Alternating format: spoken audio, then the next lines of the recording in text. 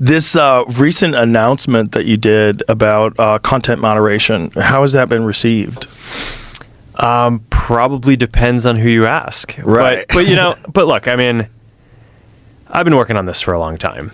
So, I mean, you got to do what you think is right. We've been on a long journey here, right? Mm-hmm. I mean, I think at some level you only start one of these companies if you believe in giving people a voice, right? I mean,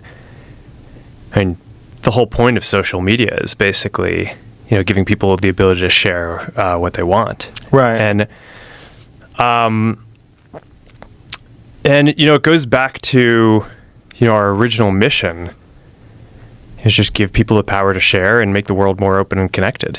What do you think started the pathway towards increasing censorship? Because clearly we were going in that direction for the last few years.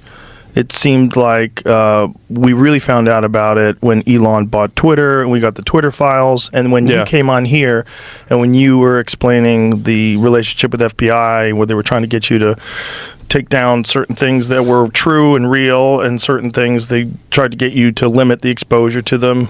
So it's these kind of conversations. Like, when did all that start? Yeah, well, look, I think going back to the beginning, or like I was saying, I think you start one of these if you care about giving people a voice. I wasn't too deep on our content policies for like the first 10 years of the company. It was just kind of well known across the company that we were trying to give people the ability to share as much as possible. And issues would come up, practical issues, right? So if someone's getting bullied, for example, we deal with that, or we put in place systems to fight bullying. Right.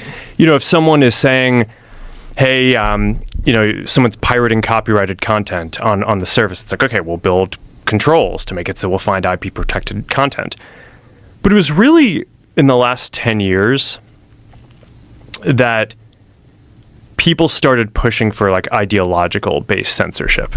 And I think it was two main events that really triggered this.